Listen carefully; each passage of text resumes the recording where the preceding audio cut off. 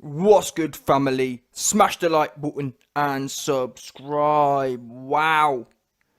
Obviously, big shout out to Okolie. Now, I gotta be honest, I was planning on doing the build up for this fight, but I don't know what happened. I'm completely forgot about it. But either way, I'm on it now. If you man watched my video, I did a video a few months ago, back in December. Okolie said, before I got with Shane McGuigan, my head was a bit off, everything was a bit off. Shane McGuigan, and obviously my hard work, have got me on this thing. Obviously, the YB's been saying for a while, Shane McGuigan is the guy. But doing it once with Josh Taylor doesn't really prove anything as such. It gives you an idea, but I want to see him do it with Okolie. 2-2s. This wasn't Okolie doing the same thing he's always done and winning and me jumping on the bandwagon. This is night and day. This shows you again, if you man who don't know, this shows you again what a great trainer can do. McGuigan's 28 years old and he's doing things in 6 months Rob McCracken hasn't been able to do in 10 years. This man, Okolie, in 6 months is boxing with confidence and swagger. Like he's been a pro, and this man has had less career than AJ has. And he's in there just calm, cool and collected, letting his shots fly. You can see him flying now. He's stepping in round 1. I couldn't believe it. In round 1, he stepped in and whipped I think it was an uppercut and a left hook. Just in there mixing it up. And he's only been with McGuigan a year or whatever, 6 months. Already, the transformation's picking up. And never mind what we observed in the fight, we then hear, straight after the fight, Okolie says, boom, Shane McGuigan. It's not just what Shane McGuigan does in the physically speaking, but psychologically. What have I been saying for the longest time? But anyway, I'm going to make a separate video about AJ, but let's stick today on Okolie, because my man, I'm extremely impressed now. I'm a fan, for sure. I'm going to be banging this Don's drum from now on. And I guess I probably should have done before this fight, but for whatever reason I forgot. But listen, more time. This guy's serious. This is what you call the real Deontay Wilder. The UK Deontay, or not even the UK Deontay Wilder, because Deontay Wilder can't fight like that. Yeah? My man Okolie has got the Wilder-like power. See that stinging right hand? Yep. And you see my man's, that there is what I'd call tipping the chin. Yeah? Okolie turned his neck into a pivot. Watch it. His chin literally pivots on his neck. It's beautiful to watch. Most people, and I hate to say this, but I was talking about AJ the other day, and the finesse, that's what you call a finesse shot. It's not, You didn't see Okolie throwing 17 uppercuts, did you? It was one timed, calm, that's all it takes. You don't need all this extra stuff. Going in there, 6 uppercuts, and the man's still standing in the guard. No good. You got to break them down and time. Yeah? Charles Martin. AJ versus Charles Martin, perfect example. I don't know what's happened since. 5 years later, it's taken 20 uppercuts and 10 rounds to beat Pulev. Anyway, Okolie, McGuigan, a dangerous team. Usyk, I want you bad. Yeah, we want you bad, Usyk. Don't be coming up there calling out people you can't rank with. Well, you can't rank with Okolie either. Okolie gonna wash her. Usyk, bring your goofy ass back down here. Yeah, Okolie's gonna rinse the rest of the division out. All the division unified. And then Eddie needs to get whatever he needs to get out of his pocket and drag Usyk back down to knock him clean out. Usyk's getting knocked smooth out as well. Usyk no good. Usyk, my man Glowacki, whatever his name is, Usyk couldn't do nothing with him. Usyk bored the place to tears, 12 rounds, couldn't stop him. My man Okolie goes in there, he didn't get hit once, do you understand? Usyk was going life and death, 50-50 in there. I never rated Usyk anyway, I told you he's no good. He's a bum. I'm not gonna lie, he's like Lomachenko. Yeah, what happened to Lomachenko? The first Don who turns up to fight, he loses his head. Gets washed by Teofimo. And Teofimo ain't even no good. Teofimo ain't no Okolie. He ain't got no sting in his hand. What do you think's gonna happen? My man Usyk talk big games. Very nice. He talks all that kind of stuff. He ain't doing nothing. Yeah? His mouth stays doing the most. Nothing else is doing the most though. He'll get dragged back down by the check. And he'll get slept 100%. He's no good. Got no power. Usyk's got no power, and he looks good when he's fighting people smaller than him. When he fights someone bigger, all of a sudden he can't do nothing. Yeah? That's the problem here. And unfortunately for him, Okolie's bigger than him. Okolie will school Usyk. By the time he's beat the next 2 or 3 dons and completely undisputed the division. And by the way, my man McGuigan is becoming the undisputed whisperer. Let's not forget that. Shane McGuigan is the undisputed whisperer. Josh Taylor, he can be more or less undisputed. Okolie, undisputed. AJ, when AJ listens to the YB and leaves Bum McCracken and them other 2 charity case dons, whatever the Fernandez, leave them to... How have you got 3 trainers and not one of them knows what they're doing? Explain it to me. You got 3 man and not one knows what they're doing. Get rid of all them dons. Bring in McGuigan. That's all you need. You notice when people bring McGuigan in, you don't see, oh, I got McGuigan and this don and that don, and you don't need a whole bag of man. When you got someone who you know what they're doing, yeah, when you got a proper legendary trainer, you don't need 5 of a random charity case dons in there, yeah? That's how you do it. One man. Not a whole bag of man who don't know what they're doing. For some reason, AJ's got in his head that, oh, if I have 5 man who don't know what they're doing, it adds up to 1. No, it don't work like that. You either know what you're doing or you don't. Them man don't know. Bring McGuigan in. Yeah? Look at the swagger Okolie has. Let's not forget as well. I'm not being funny, yeah? Glowacki is better than Pulev. Pulev got knocked out by Vlad. Yeah? When Glowacki fought his Vlad, which was Usyk, he didn't get knocked out. That's what I'm saying. Look at the calmness. Okolie goes in there with a Pulev equivalent. And he's just stunting. He's not you didn't see Okolie trying to run out the back door every 2 seconds. You didn't see Okolie doing that weird goofy arm thing. Okolie was calm and collected. And then after about the first half of the first round, he wasn't even going back anymore. He was just planting his feet and looking what's popping, seeing what's going on. And could he have... I think he probably could have been a bit more aggressive in as much as thinking about Josh Taylor. I think he could have mixed it up a bit more. But we're only 6 months or a year in. Over time, I've seen a massive leap already. The fact in the first round he was throwing uppercut left hook on the inside, that he weren't doing that in 12 rounds against Chamberlain. So he's making massive leaps, and it won't be long from now, and you'll see him. In my opinion, I reckon you're going to see him start doing the Josh Taylor special in there. And I'm pretty sure in the corner, McGuigan even said to him, I'm pretty sure in the corner, McGuigan was... obviously, you can't... I don't know exactly what it was saying, but it looked like McGuigan was saying, after one of the early rounds, split his guard by stepping in or something. Split his guard by stepping in, and... I can't remember exactly, but I'm sure he was explaining how to split the guy's guard or something. Get on the inside and split his guard and then put something down the middle. I'm not sure, but either way, it's coming. Soon come. And he's obviously a fast learner, because most people... Like, for example, no disrespect, but George Groves, at that point, in my opinion, was kind of like an old dog. He was too old to learn any new tricks. Okolie is fresh, clearly picking it up, and he's only going to get more dangerous. And it's interesting because Glowacki was bending down at a weird angle. So for Okolie to find that right hand so cleanly in the, 5th round or whatever it was, so it's a really good job. Bearing in mind how deep down Glowacki was leaning, pulling back, for you to find that right hand so sweetly, perfect timing, perfect placement, no brute force.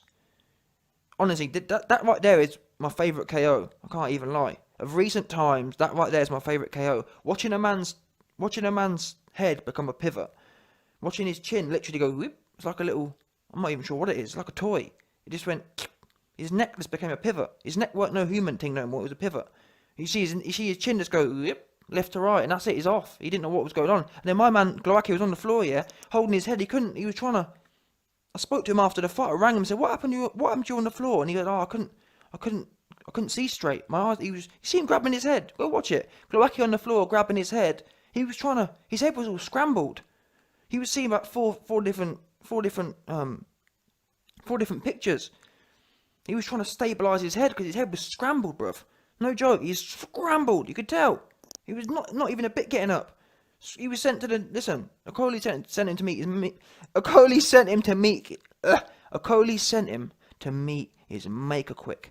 Yeah? Obviously, my man God said, it's not your time yet, and sent him back. But in the interval, he was sent there quick time. Trust me. That whip, he whipped the right hand, and his chin wobble. That's the dangerous one there. That's how you really scramble someone's head, when you chip the chin. All this brute force stuff and trying to load up, that don't do it. It's all about placement and whip and snap. Yeah? And getting that chin to vibrate, that's what you need to do. Get that. It's like if you do, the further down the chin you can catch him. If you catch him right on the end, that's what he did. He caught him right on the end, and it spun his head. That's how you create the most turbulence in the brain. When you throw a shot, for example, and you catch someone square on the jaw, it's not as effective as when you chip the jaw. I swear down. Watch my man's head. Watch Glowacki's head. His chin spins about 90 degrees. He's looking straight forward, and Okolie clips him, and his neck goes right over to his shoulder, or his chin pivots right over to his shoulder. It's perfect stuff. That's how you rock someone's world. What's that Michael Jackson song? Rock My World. Yeah, that's what he did. Yeah. I heard that Glowacki's back in the change room singing, "He rocked my world, I know." No, Glowacki's back in the change room saying, "He rocked my world, I know you did." All that kind of one, singing that MJ song. So where down he is, singing it hard. Rocked his world, simple as that. He got rocked. What? He didn't get rocked? What are you trying to tell me? Are you telling me Glowacki didn't rock him? You telling me Okolie didn't rock Glowacki's world? He rocked his world, man. I'm telling you now. He's gonna be playing that MJ song all night as well. He rocked it hard. His world's all the way rocked. You saw him on the floor, man, grabbing his head. He couldn't work out which world he was in. Never mind, Okolie rocked his world. Glowacki's like, which world? I'm seeing about 4 different worlds. He's rocking. Listen, Okolie rocked all the worlds, all 4 of them at once, all rocking around the place. That's why he was grabbing his head, trying to straighten himself out. You couldn't believe what he was seeing. He was on a wiggy one. Yeah, 100%, no doubt. That's what happens. Okolie's got that wiggy one power. He'll send you into some next psychedelic thing. Yeah.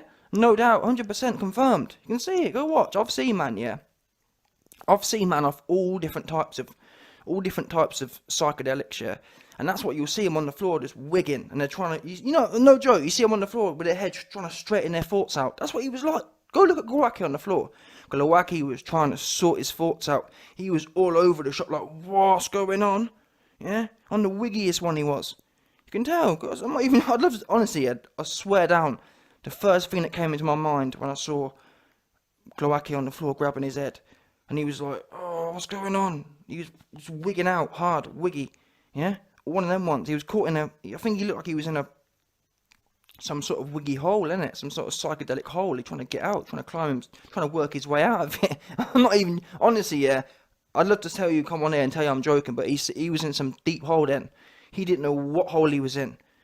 The stress on his face as well. When you look at Glowacki's eyes when he's on the floor, he looked stressed, like he didn't know what was going on. Yeah, his world was rocked. That's the best way of actually explaining it. Okolie rocked his world. Serious, no joke. Honestly, I'd love to come on in and tell you, oh yeah, well, he knocked him out. Nah, he got his world rocked. Yeah, no joke. The first thing I thought when he dropped and he started grabbing his head, I thought, wow, man, your world's been rocked.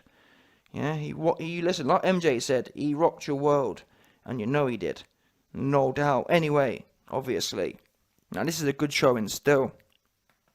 I'm proud of him. I'm proud of Okolie. I'm proud of him, and he's got lots more to come as well. Like I said, he'll clean out the whole division now. He was in there, just working. The jab was working. I didn't even see the right hand coming, to be fair. I knew that he was going to stop him. I knew he was. It was only a matter of time. And actually, this fight made me feel better about myself, because whenever I spar my 6'4" mate, I just don't do it. I can't do anything. I'm just like a heavy bag.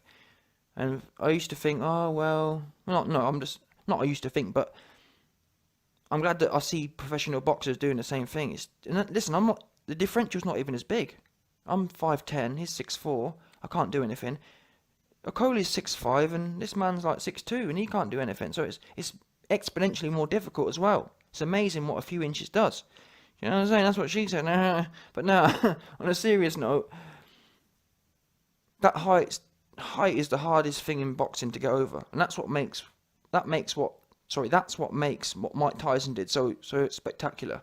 People don't realise it's such a difficult hurdle to get over when someone's taller than you, or a lot taller than you, at least more than a few inches. It's just hard work. You're working for everything. Everything's coming in slow motion for them. Everything's coming when you're the smaller guy. Everything coming quick. You don't know what's going on. You're working for every little bit. and you're not getting much back. When you're the taller man, you can just sit back and everything they do just comes in slow motion. You can see it coming from miles off. It's really weird. I'm not sure what it is. It's crazy.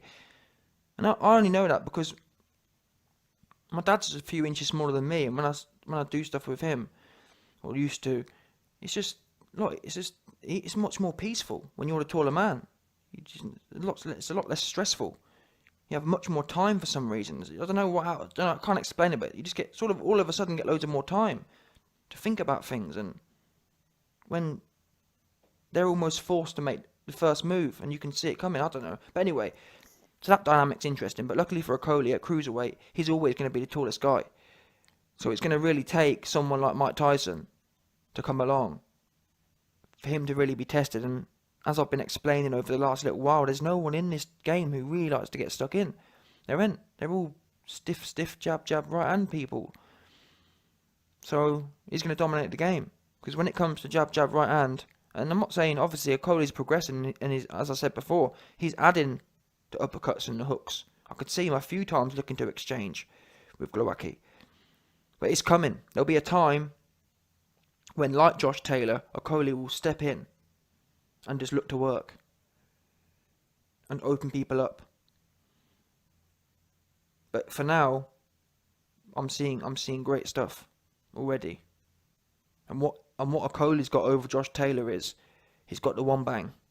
Josh Taylor might have the cleaner, more confident inside work, but in a way he almost needs that because he doesn't have the one bang. Okolie, for what he lacks in inside game at the moment, he's got the one bang to make up for it in bags. And to be honest, I couldn't believe what Anna Woolhouse was saying. Anna Woolhouse was saying, "Oh, yeah, well, we know he's a bit boring." What are you talking about, a bit boring? Was he boring in the past? Yeah, but you can't watch that. "Oh, yeah, well, we know it's been a bit..." What are you talking about? Yeah. In the past, it's been boring, 100%, but this last fight was interesting. It only lasted 5 rounds. What are you talking about? And he was working from the start. It wasn't boring. Boring's when someone, all they want to do is throw jab and grab. He didn't grab once in this fight. I think maybe once in 5 rounds he grabbed. How can you argue with that? The right hand was going, uppercuts were going, not all the time, but the point is, in the first round he threw an uppercut and a left hook, so that's good enough for me. That shows me he's made a change, because he didn't throw one uppercut the whole damn fight in them other fights. So, yeah, man, this is a great win, great for the sport, and essentially Okolie's up next for sure. He's up next, 100%.